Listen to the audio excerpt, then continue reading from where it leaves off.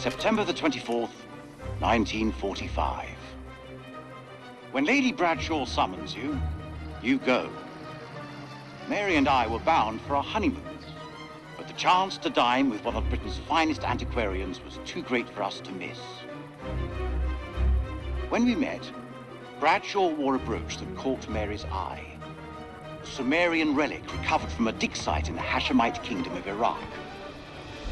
After dinner, she showed us another find from the same site, a gold cuneiform tablet. She called it the final puzzle piece in her life's work, a map that pinpoints the tomb of Alexander the Great. If she's right, the tomb lies somewhere on the border of Iraq.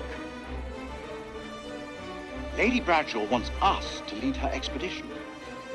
I realize now that our honeymoon will take place in a dusty dig site in the Zagros Mountains. April the 2nd, 1946. We have assembled our team. Top of my list was my old comrade from the wars, Captain Sherman Crowe, the bulldog of Omaha Beach. We found him in Cairo, brawling for money in a Levantine drinking club. Crowe recommended an experienced dig foreman, Arthur Pullman, and in Haifa we picked up my assistant, the always inquisitive Aline Journeau. Lady Bradshaw insisted on the presence of her own advisor, Ellis van Hoyten, an archaeologist I know only from his poor reputation. Our team complete, we shall head to the Lebanon and from there by train to Baghdad.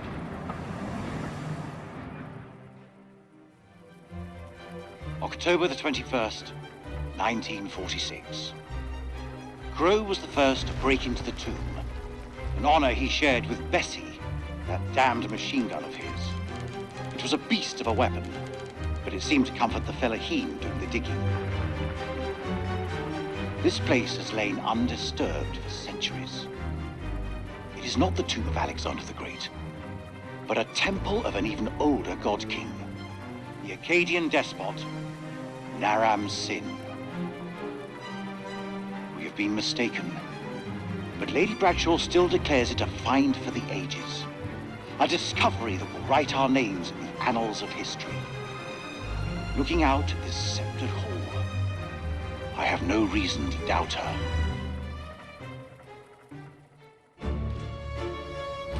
The catacombs beneath the temple are heaped with human bones.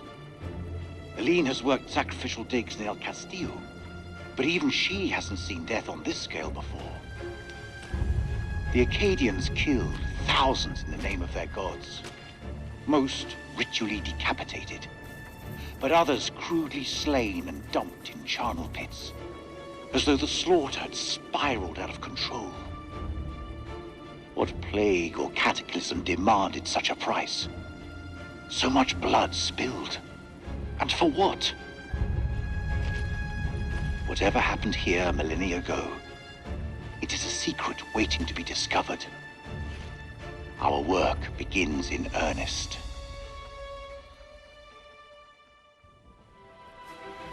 December 7th, 1946. Our finds have been so spectacular, I couldn't resist breaking out the champagne. As I entered the survey tent to pour a glass for Mary, I realized something was awry. She'd found Bradshaw's crate of dynamite. I tried to calm her, but she worked up a full head of steam, sounding off about the risks of using explosives at a dig site. Bring the roof down. She was right, of course. I feel terrible for hiding it from her. Just then, Crowe arrived and picked up the dynamite. When Mary ordered him to put it down, he looked her boldly in the eye and said they'd found something below.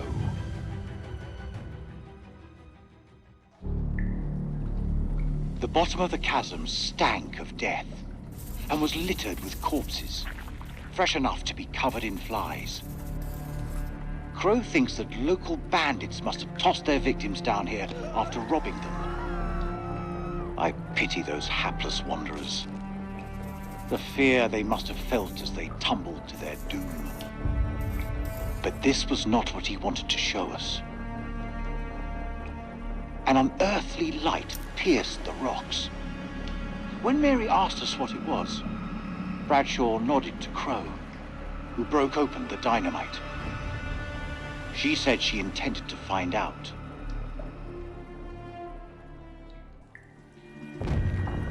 Blowing a hole through the rock face, we found a gateway to a strange world below. A phosphorescence emanated from beneath, casting its eldritch light over us all. Lady Bradshaw was insistent that we descend further.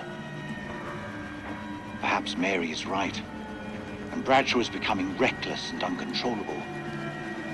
But I can't stop thinking about what's down there.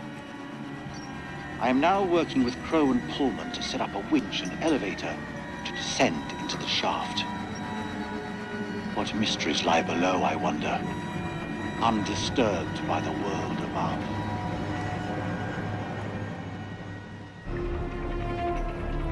December 13th. Crow, Bradshaw, and I descended in the elevator. As we left, I was struck by the change in Bradshaw's temperament. She seemed eager, almost manic in the face of our new discovery. When we reached the bottom, Crow could not prevent himself from letting loose an oath. There before us, set in a dizzying vault, lay a city. It was loathsome, colossal, and sleeping. A great carcass built in some ancient age before men. Overcome with awe, I fell to my knees.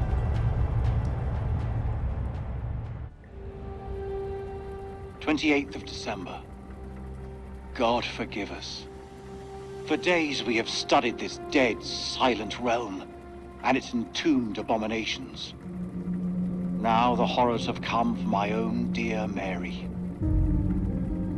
Crow found her unconscious in the Star Chamber, her notes scattered around her. He carried her back to our supply room and laid her down in one of the cells. When Bradshaw learned what had happened, she was evasive about Mary's work down there.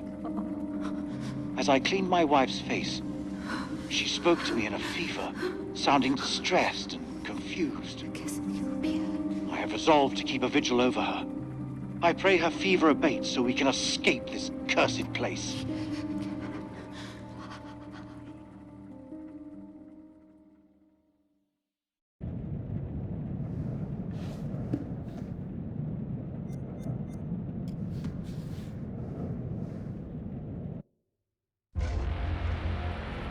December 29th. Pullman says the radio has been sabotaged. An expert job, with vital wires severed. Someone wants to cut us off from the outside world.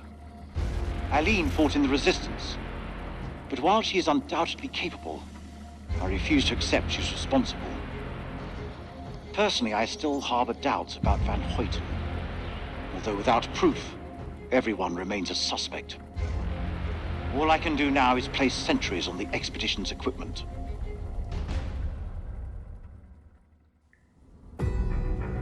30th of December. Mary's condition worsens. This evening, I awoke from an exhausted daze to find Lady Bradshaw asking my wife more of her damned questions. Mary was babbling something about winged demons. At this, Bradshaw's eyes lit up and she asked whether Mary could sense them now. Gripped by delirium, my wife lashed out, clawing at Bradshaw's chest. Lady Bradshaw withdrew, and I was, after a while, able to calm my wife.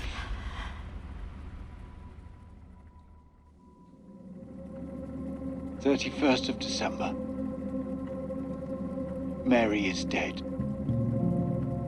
I sat with her in her final moments, telling her how sorry I was. Sorry for accepting Bradshaw's offer, for ever coming to this hell-forsaken place, for placing my vanity above our love. When Mary spoke about the end of everything, I knew she sensed death coming.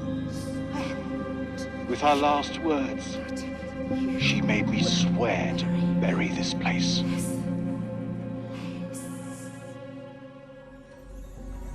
"9 p.m. Something unholy has happened. As I sat with my wife, I noticed something in her hand. Lady Bradshaw's brooch. She must have pulled it from her shirt when she grabbed at her. Turning it over, I noticed that it looked like one of the creatures we'd exhumed from the cocoons. Were these the demons Mary had spoken about? Had Bradshaw known all along what we'd find down here? Then Mary's corpse moved. It was not my wife. It was something inhuman. It leapt at me, and only the bars of the cell spared me from its fury.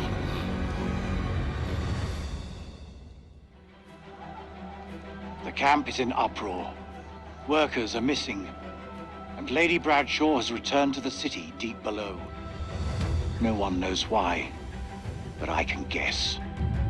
She yearns for the same fate that befell Mary. She wants to be one of them.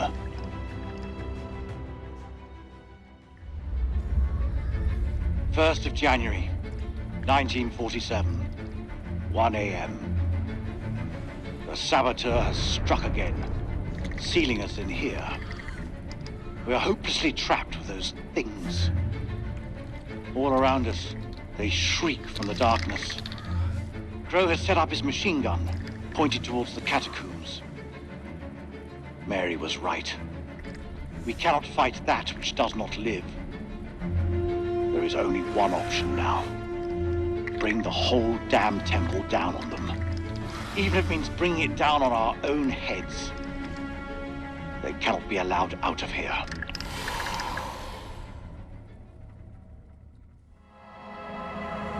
When this temple falls, my wife and I will be buried together, side by side.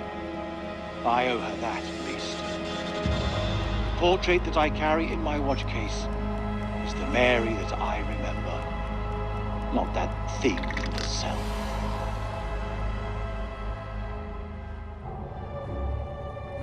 This was all Lady Bradshaw's doing.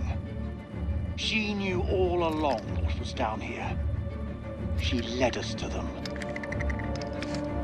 I found her below, hunched over the murdered corpse of Van Hoyten. As she turned to face me, I saw that she had changed. My hand fell to the closest weapon I could find, an iron tent peg. I stabbed her with the metal, impaling her in the heart. She died.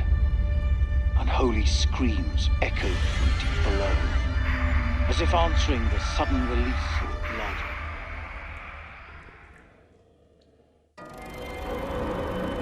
They are coming. We must end it here, with fire and gunsmoke. If there is time, my last act will be to dictate this diary onto tape. Perhaps, if it is found in the rubble, it can serve as a warning to any who follow us.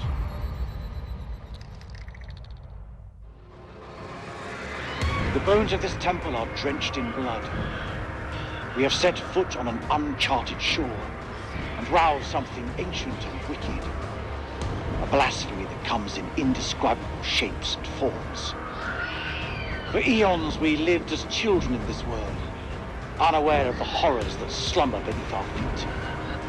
Now we have blindly thrown open the gates to madness. I fear being taken, but I must do what I must. We must seal this place for eternity, for all mankind. Mary, I'm sorry.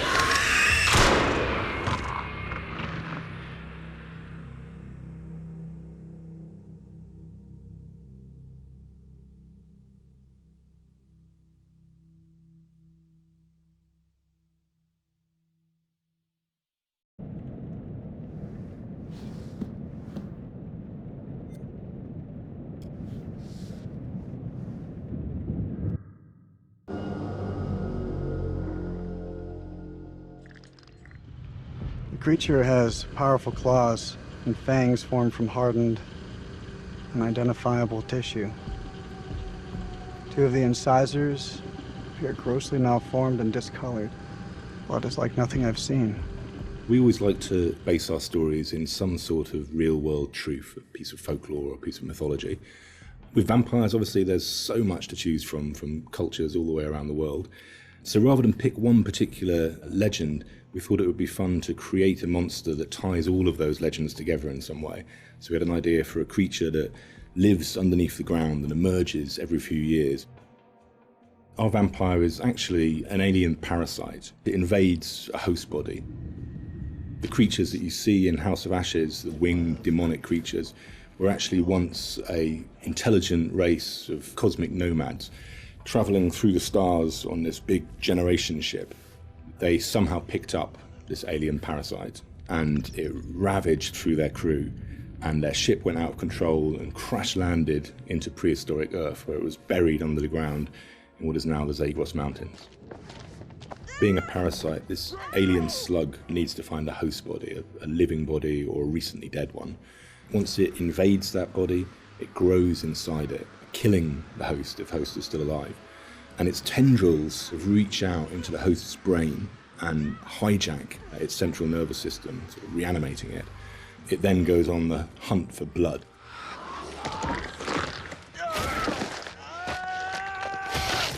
It feeds on the adrenaline in blood.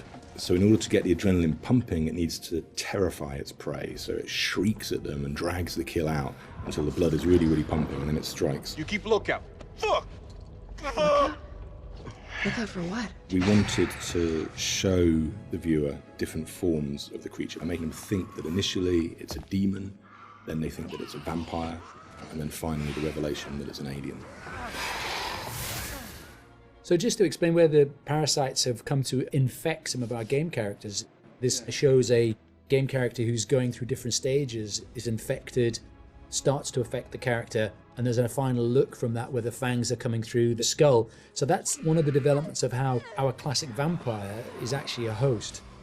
Another example of that is an Akkadian warrior who's been taken over by the parasite, and again the fangs have come through, the vines are poking through the head. This human is now being taken over, his skin is dying, the parasite is trying to grow within. But we progress that into looking at the design on the alien demon, I call it. This had to have very unique elements that came through from the head design.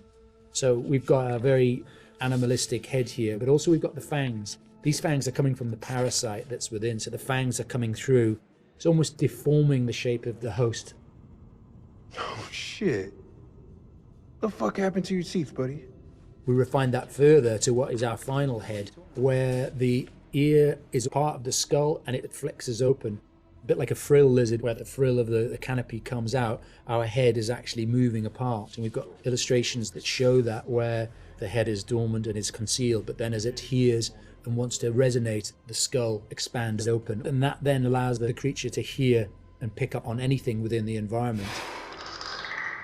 What With characters, it's always good to base at least some of it on anatomy that we recognise, and that provides a foundation for the vampire. It's bipedal and human in its structure, but we've just changed things, tweaked them, made them a bit more alien. So, for example, the ribs joined together at the sternum to form a rib cage, but we've expanded it out quite a lot, and some of the ribs are fused together to make bony plates. It's just to suggest that it's had a very different evolution from a human. We tried a version with human-style legs, but in the end, we went for a dog-type leg. It just made it more creature-like and more threatening.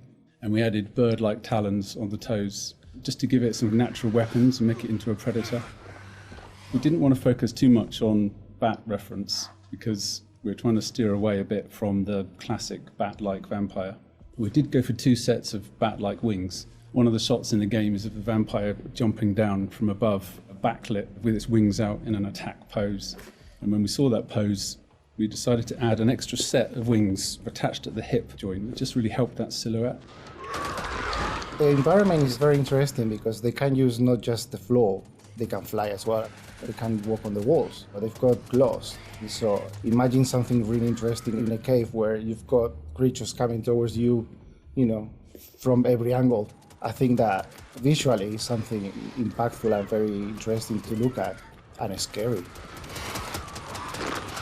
One of the interesting parts is the finding of those nuances and details that really bring the character to life.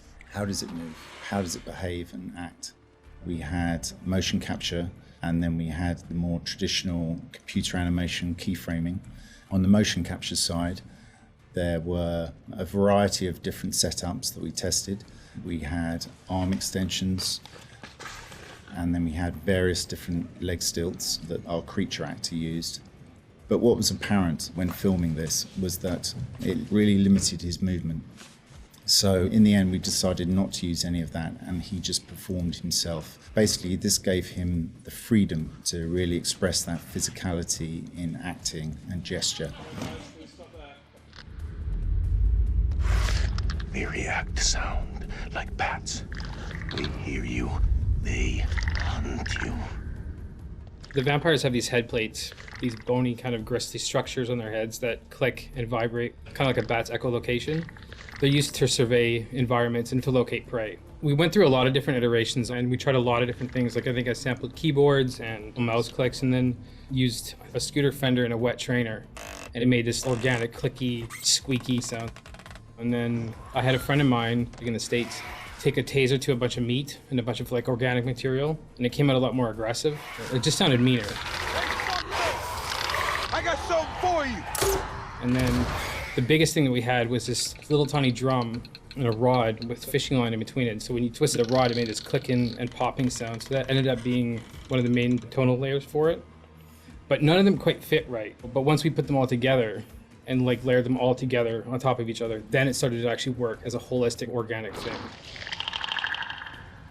Something entirely new to House of Ashes, which is a classic horror movie trope, is the vampire point of view shots, which we use a very wide lens, and we use some perspective distortion on those shots, which helps sell the power and hunger of the vampires as they're chasing the soldiers, and it helps make the soldiers feel very small and very weak.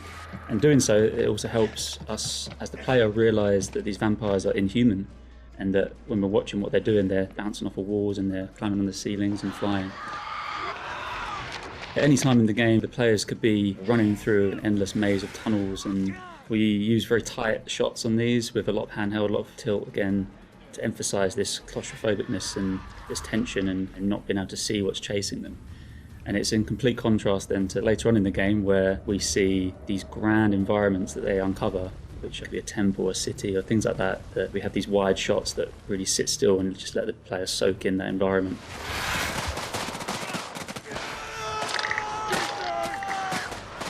This is the most complex creature that we have ever animated in the studio. But the challenge is more than a challenge, is the fun to do it, because it's not a real creature. You can push it in a way that you can use your imagination to make it more interesting. We're facing an enemy we know zero about, an enemy of unknown size and their home turf. Sucks to be us.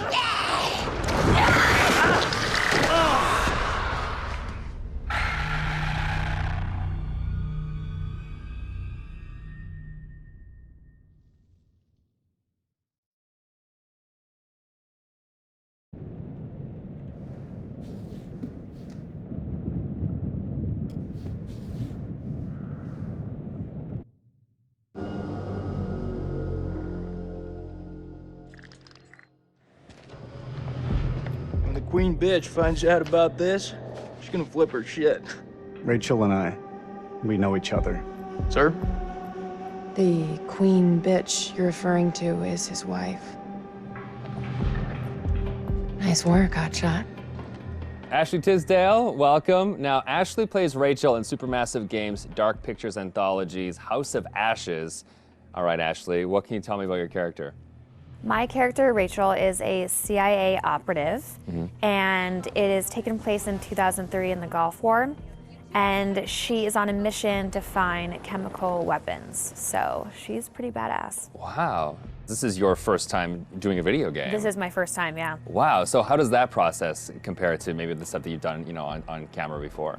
I think that it's just very obviously a different approach to it. I do a lot of voiceover for animation series, so I would say it's more in line with that because you're in a studio all day and it's like you and the script and then also like some of the other characters, but it's just like kind of going through it really fast versus, one scene on a TV show or a movie could take like an hour to 2 hours. So you're constantly going through it. It's a really long process, but it's cool, it's different. You're wearing like heavy machinery on your head and it's like getting all of your facial expressions. So it's pretty crazy. You can just be like completely like so muscular by the time you're done. Your neck will be. My neck is super strong. Yeah, the strongest neck ever now. Yeah. And how do you prepare for something like that? Then I feel like the script, it's not maybe necessarily you're preparing for particular scenes. Everything is so varied. How do you really kind of get ready for it? I pretty much, obviously read the script beforehand, but I don't spend a lot of time on it like I would another script, like either with a movie or a TV, because it's the same thing of how I approach animations, is that I know when I'm here, I'm gonna be with the director and they're gonna have me do it like multiple different ways because there is multiple different directions the character can go. So if I were to fully prepare, I would maybe like put myself in this like, well, it's got to be this way, and I want to feel free to like be able to have them say, do it more sympathetic and do it more angry. And so I kind of don't fully prepare. I just know who the character is, and as long as I know the intention of what I'm saying, then I'm good. What is it? The guy who served me, I don't know. He was looking at me pretty strange. Probably doesn't get to see a woman like you around these parts very often, especially one that showered. With any series or film, there's just that one linear path for your character. Yeah. And with this, you have the option of There's living out many the different arcs. multiple. Yeah, how do you kind of keep it all straight or keep a continuity with your character through all that? Honestly, I don't even remember half of it. I think it's just obviously relying on the director, and the guys at Supermassive, they're just really great at knowing where we are in the storyline. And so it's just heavily trusting them. And then, just kind of knowing, that it's just gonna go. I can't, there's just so many different areas that it can go. And I could die in one of the things, and I could become a vampire. I can like live. It's just like, it's so crazy how opposite.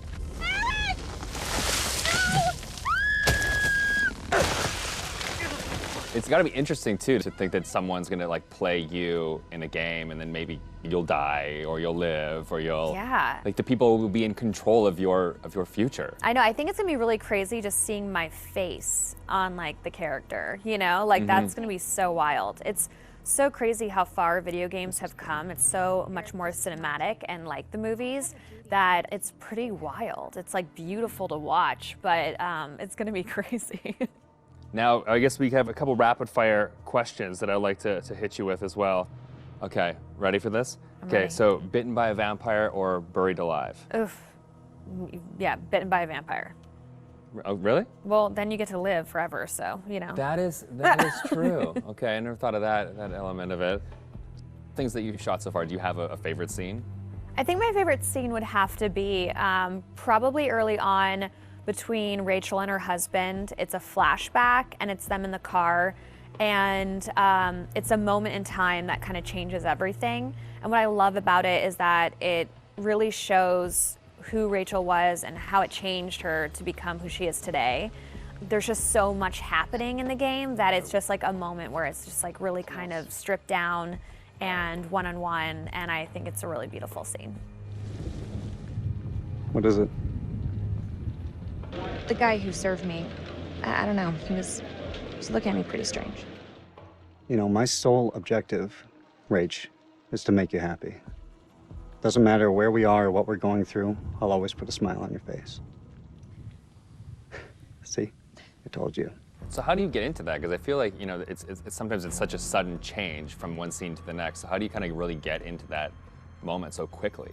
I think how we've done it is that we would start off with the earlier stuff. So Okay. it's kind of like you're building to the bigger pieces. And yeah, usually the end of the day, we'll have like the biggest stuff, whether that's us like screaming and fighting, because it obviously drains us and our vocals. So, you know, they know to kind of like have us do the whole like action stuff at the very end of the day. They're breaking through the perimeter.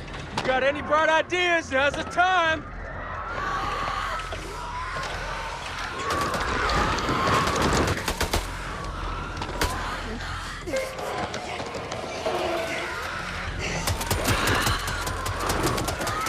It's gonna be odd of being like, okay, now we're gonna be sweet, and now we're gonna be screaming. It's and hard you're to gonna be go dying, backwards, and then you're gonna be back alive again, and this is a touching moment, and you're gonna die. Yeah, and the first time is gonna be like a strange experience, kind of going off on your own and acting out that kind of separate. Yeah, it's definitely a very interesting process to watch, and it's different from anything I've ever done. Has it been hard to navigate doorways with the camera on? Like, do you find your... Oh, no, I take them off right away. Okay. Anytime I can get a break, because it is a heavy thing, and so it's just like most of the time I'm sitting on the couch with it, like holding the helmet up, because it's like, you know, it's like a weight on your head. Oh, so yeah. it's pretty crazy. It's expensive equipment. You don't want to like bang it on a door frame. No. Well, now that they've got you in the game, they can put you in anything. I know. I'm so excited because I've never been able to play something like this. Yeah, okay. Well, that's good. Cool. Thank you.